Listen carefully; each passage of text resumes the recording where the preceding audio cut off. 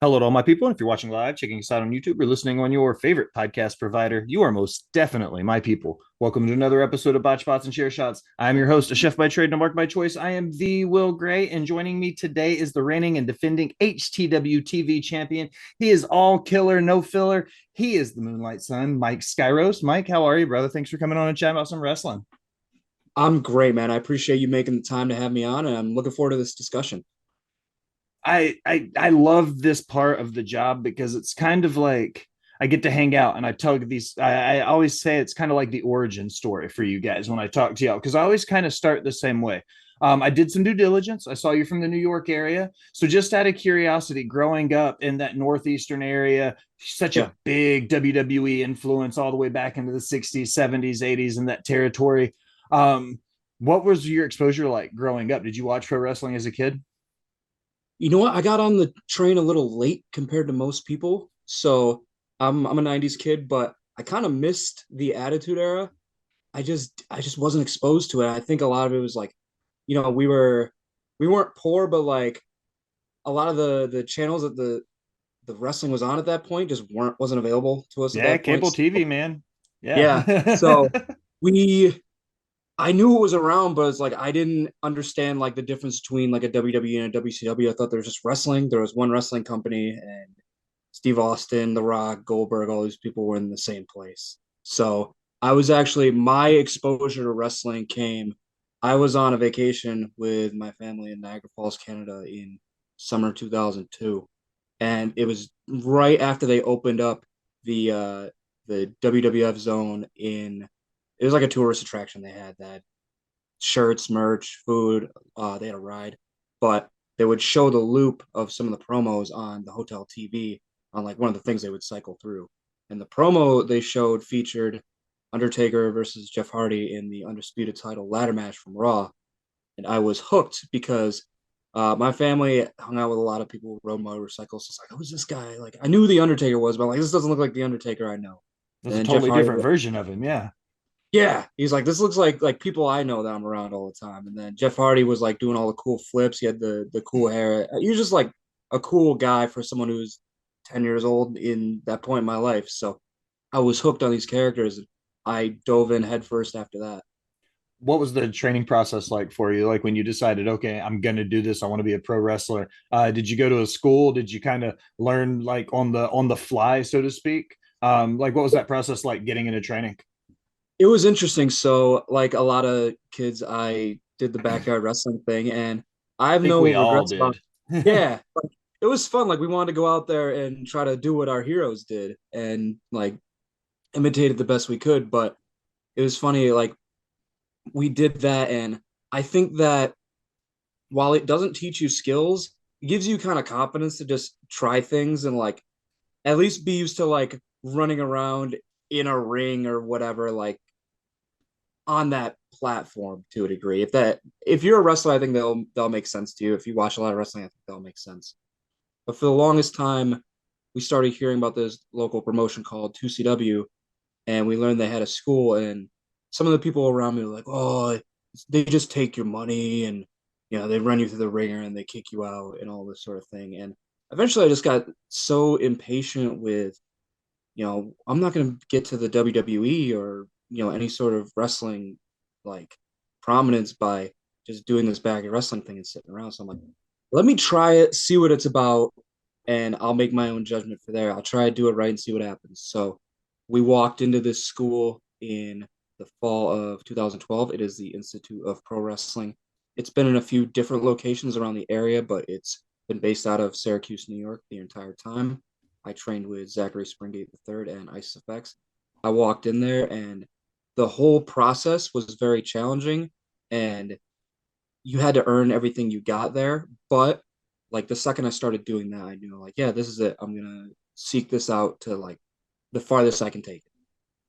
When you were that young into your career, were you watching a lot of film? How were you like trying to develop that style? I guess is a good way to look at it. Like, what were the steps like early in your career when you started to like develop who the Moonlight Son eventually became? I guess. Yeah, the funny thing was I mentioned briefly earlier that I had no scope of what wrestling was. Like even in the 90s when it was so big, like and by the time I started training, I understood like TNA Impact was big at that point. I knew that there was wrestling in Japan, but I didn't really know the difference between the companies. I knew WWE, I knew WCW had existed, but once I started training, I had a lot of great people around me. My trainer Springate was good.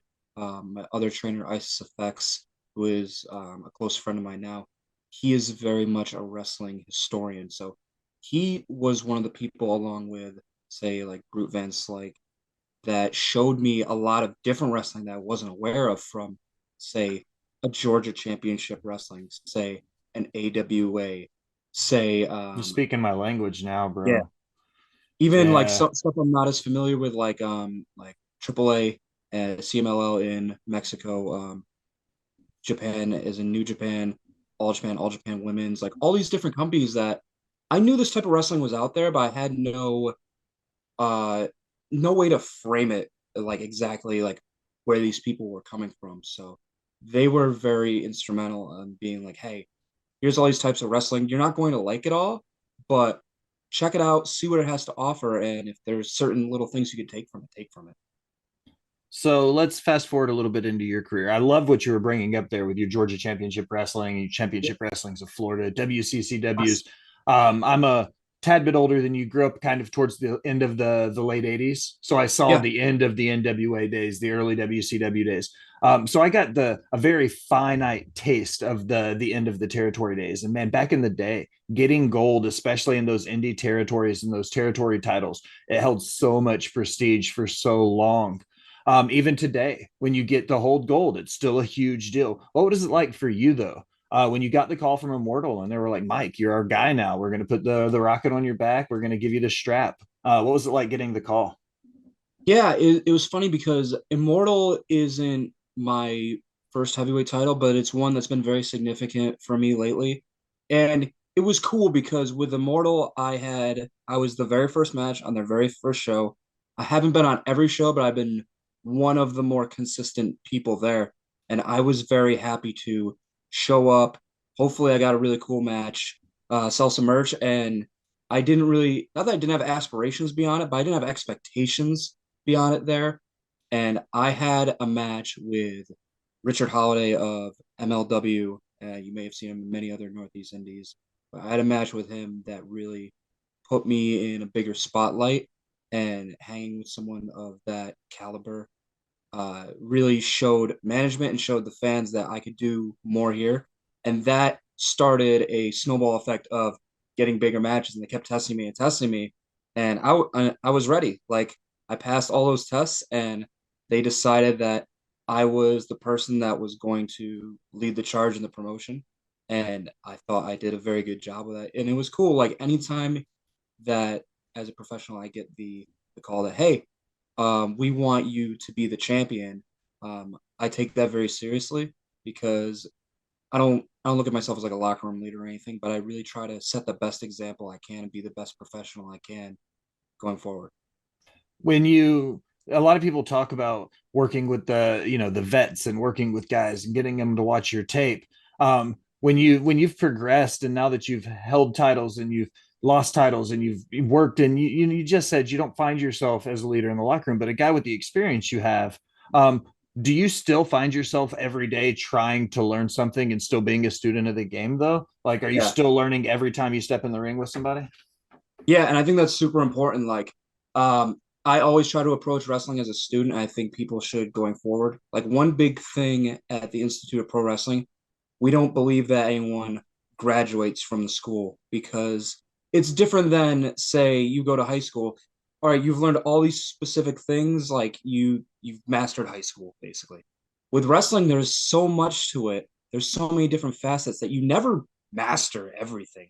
There's always stuff to learn. Like you can hear interviews from guys like Matt Hardy talk about like the Undertaker, which the Undertaker has accomplished more and knows more about wrestling than the overwhelming majority of people are ever going to be experienced to. And he still went out there and learned stuff super late in his career. So who am I to be like, I don't know I know everything. I'm not gonna seek out more. I'm not gonna train more.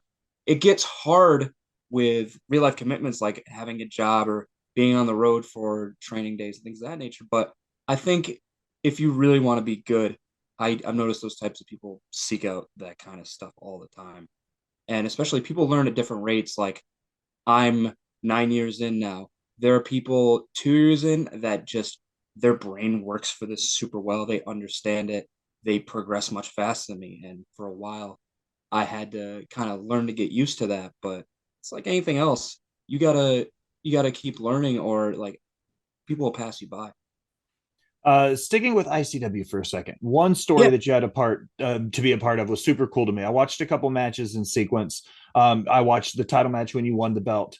I watched when you unfortunately dropped it to Dango, and then I watched the triple threat match between you and Dirty Dango and Bill Collier. What was it like to kind of have a chance to one once again, kind of reiterating the first question I asked? You had a chance to win the belt, build a story, drop the belt to Dango, then continue to build to the triple threat where Bill eventually got the belt. What was it like kind of tying your head around a story that you knew had multiple points of order? Because it was you, it was Dirty Dango, then it was you and Dirty Dango and Bill. And like, how do you keep it all straight in your head when you know you're looking at something that's going to be told over months?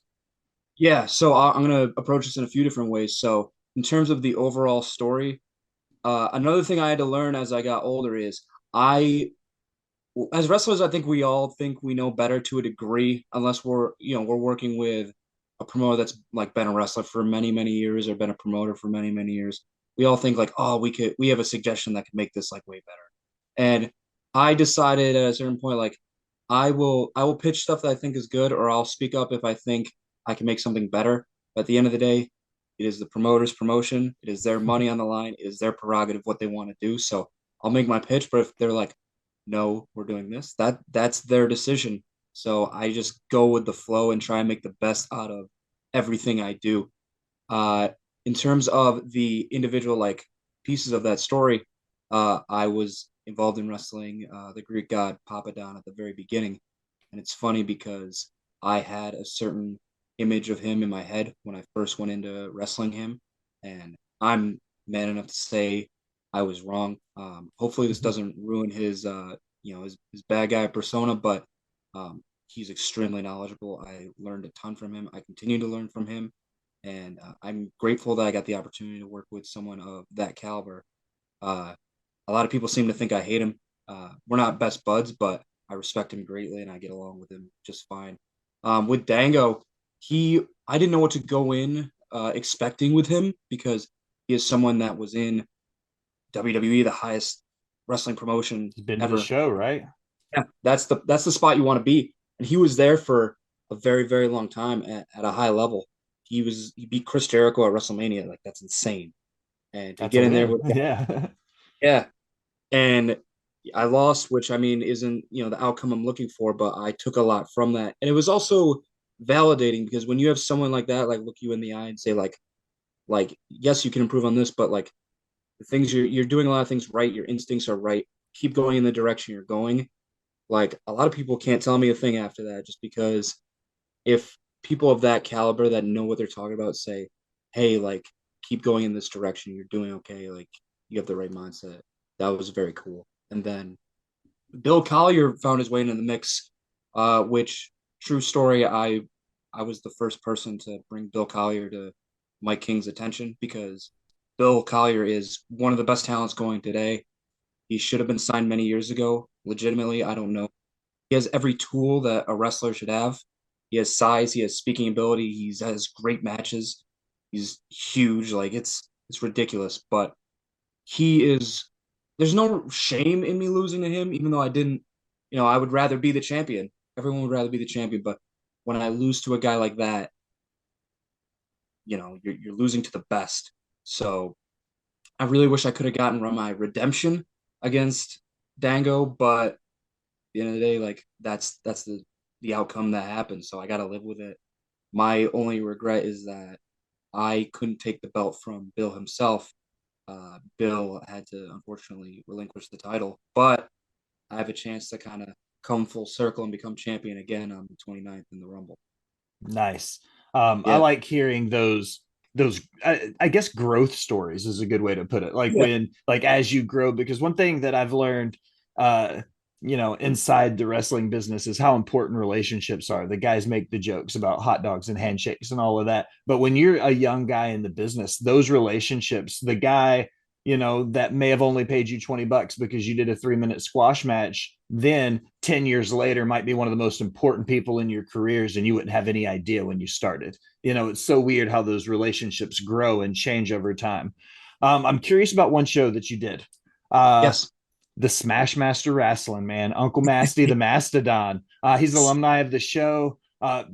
Great wrestling mind. That dude can talk forever and not just about wrestling. What was that like getting to work with Uncle Masty with his show, Jay Bougie, Face, a lot of those guys coming over from the New York area, all kind of converged down in Pennsylvania where you guys got to do some wrestling. Yeah, and I told a few people this that are on the roster, understand the context. But when I first started out, one of the first places that I was taken to on the road by Brute Van Slyke was Grand Slam Wrestling in Scranton, Pennsylvania. And it was funny because I was out of the Pennsylvania scene for a while, and now I'm back in with places like Smash Master and High Tension. But Smash Master specifically, it feels a lot like that place where I first started. It has a lot of the same faces, so it's kind of cool. I feel like I'm coming back to a place where I started out with like a whole new fresh coat of paint with a new set of skills. My tag partner Jacoby from Killer Instinct is there, and he's been gaining a lot of momentum there as part of the roster. And Rosh has been very cool with setting guidelines of like, hey, this is what I would like to see, but still maintaining a lot of creative freedom and putting me in, honestly, just putting me in cool matches. And like, they're like, hey, here you go. Here's a cool match. Like, go, make sure that people get their money's worth tonight. And I have a blast with that. It's my favorite. It is a place I go that is very low stress to me. And on the way home, I get to go to Sheets. So like, we all win. It's a It's a great ride. win-win. Yeah. I love finding out. One of my favorite questions towards the end is always like your favorite fast food stop. I know it's not on your 5 random questions, so I'm going to ask, like, do you have that go-to spot when you're on the road? Like, if you're on the road, you're leaving a show late, the kind of restaurants that are only open that, like, do you have that go-to spot? Yeah, and it's different regionally too, because especially the last few years as like I've gotten older, everyone who gets older knows you think you're invincible when you're like 22 years old. Like I can eat McDonald's and Burger King and donuts and whatever every day, have 6-pack abs, and as long as I go to the gym and drink my protein shakes, I'll be jacked. And then I hit like 25, 26, and I'm like, oh no, I have to like eat healthy now. So I gotta be smarter when I'm on the road. Those mid to So late 20s wreck you, man. Like, there's no preparation for yeah, it. yeah, like mentally, I'm like, bro, where'd all my superpowers go? Like I gotta actually put in work and be disciplined. But yeah, I gotta do cardio and stuff now. Like this is lame. But I'm on my meal prep game super heavy now. Um, I don't know if you know Samira, she does interviews for a lot of different wrestling companies, but she has a vlog series, and I think she was the first person to catch me on camera. I was just like at ringside watching the main event. I was just like eating chicken and like raw spinach out of like a plastic container. Like, out of your And little that's like, Tupperware, you're just enjoying the yeah, show. yeah. And that's very normal for me now. But in terms of your question, in terms of like roadside stuff, I try to pack most of my stuff, especially like if I don't have to drive the whole way, I'll just chill in the seat and like that's when I get my meals in. But my cheat codes are usually it's tough because the New York State Thruway is terrible.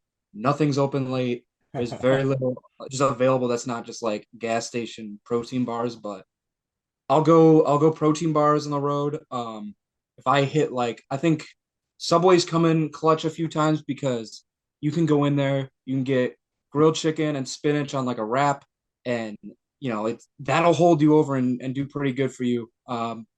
Protein bars are good. Honestly, I'll go to like diners a lot of the time, get like an omelet.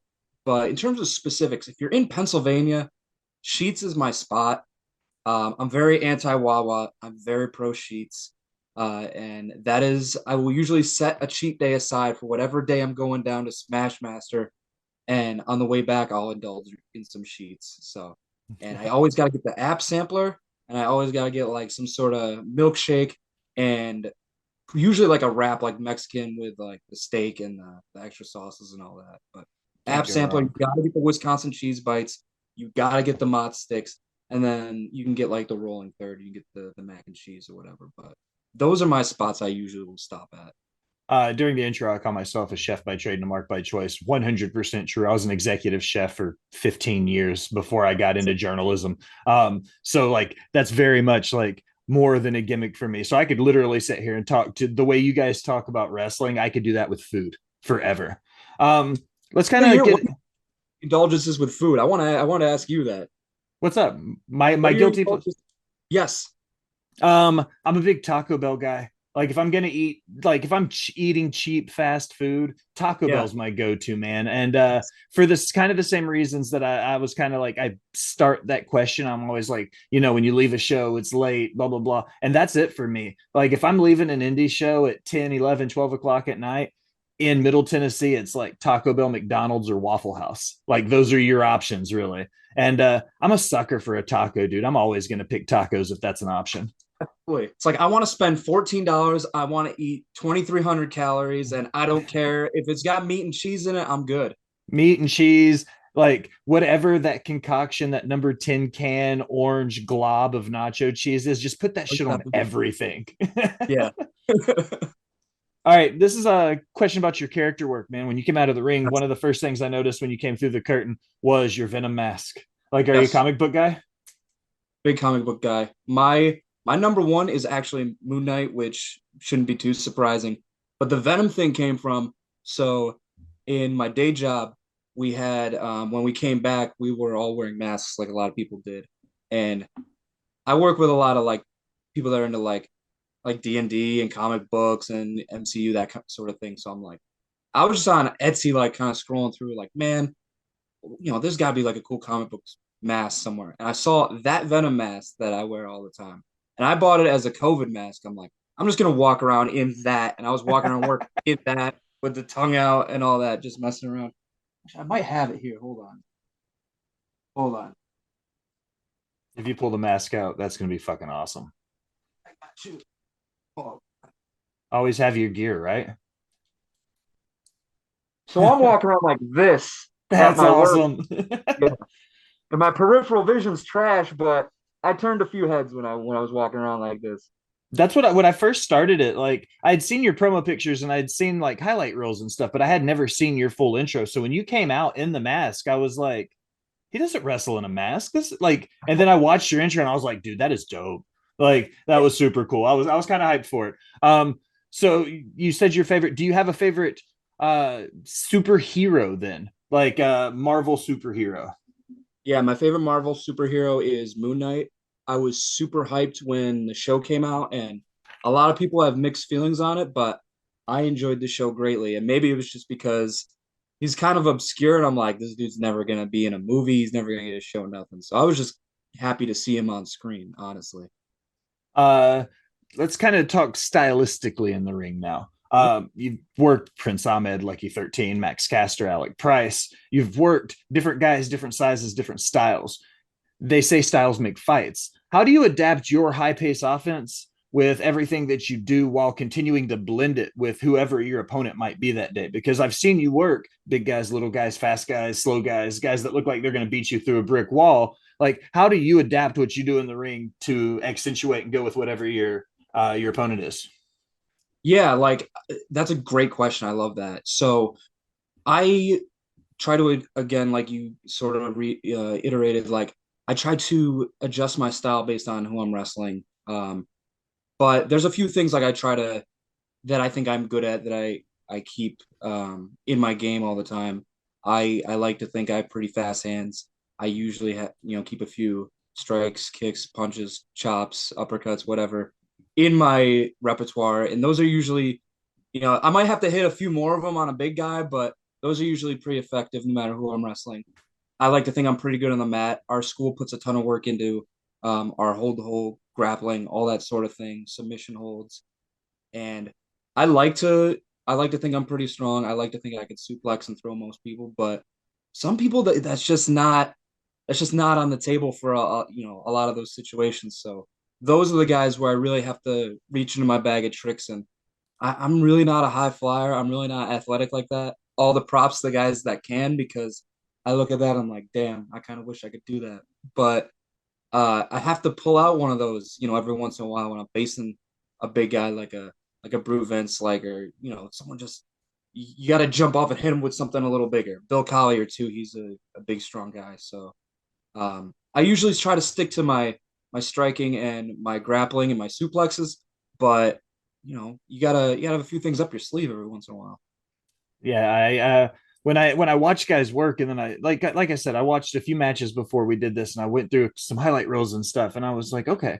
And you see, I don't know how to describe it. I don't know what the insider term would be, but it's like you'll be like, Will, this is what it's called. It's more than just doing moves. It's like playing the rests in music. When you're setting up a spot or setting up your moves, there's that timing, I guess is a good way to put it, is the best way to put it.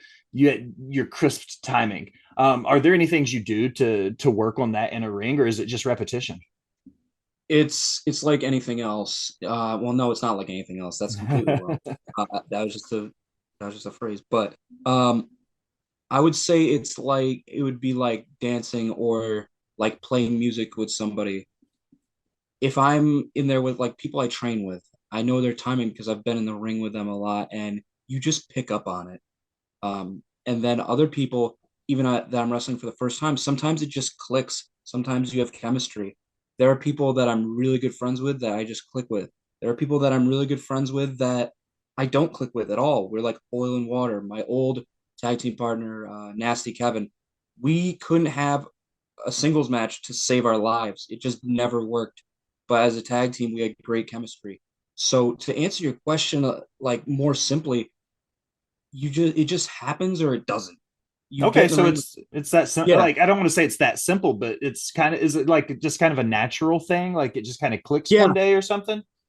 yeah. And I think to a degree you can influence it. Like I can work with someone more and I can pick up more on it. But I think a lot of it is, people that are skilled are usually easier to figure out their timing and their motions, or they will adjust to you more easily. But a lot of it I feel like is just person to person natural chemistry. I love that. That's what I like too, because I could have this conversation with you, and then in a week from now, if I talk to somebody else and ask them the same question, it might be a completely different Yeah. experience just based on how they work. And that's what I like about this. It's a lot like cooking, because Yes. I personally say I'm the best fried chicken in Nashville. You know what I mean? If I was still in the restaurant, I'd make the best fried chicken, but that doesn't make me the best pasta cook or the Yeah. best, like whatever. And that's the way I view wrestling. There are guys that are phenomenal luchador wrestlers, but they wouldn't be able to work the same kind of match if they were working with Omos and Brock Lesnar. You know what I mean? Like it's different styles for different points. One of my favorite things to talk about is territory fans. When you go from place to place and city to city, especially on the indie circuit, there's always that tight core of like hardcores that go with each promotion or each area. You know what I mean? They've always got the little post-its setting on the table and everything. When you work a crowd, do you have a preference in working as a heel or a face, and like being able to get out there and jaw jack, or do you like being a face and getting the crowd behind you and cheering them on? Like, what's your preference there?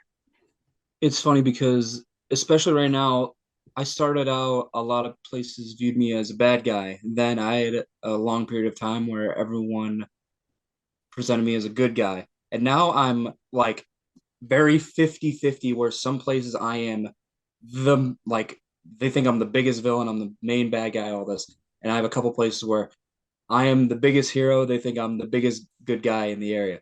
So I'm fortunate. I kind of get to the best of both worlds. Being a bad guy is very fun, especially when you get to, you really get under someone's skin. It's a very unique feeling. And especially like when you get those regulars that are at the show all the time, like they get in on it too. But I really like working like wrestling in front of almost non-wrestling fans, for this reason.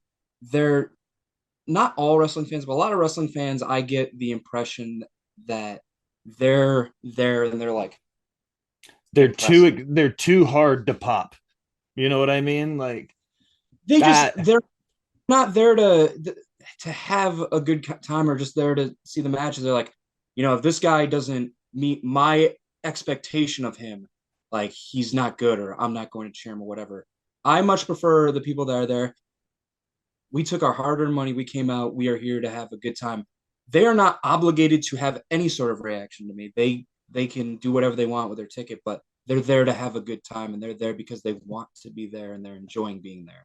And I think there's a big difference in that. So when I get to go to like say Smash Master is a great example. Focus Pro Wrestling that I went to was a great example of like, hey, these people are here to like drink, party, whatever. Pro Wrestling Grind, another one, have a good time and just have fun with us. Like let me take you on this ride.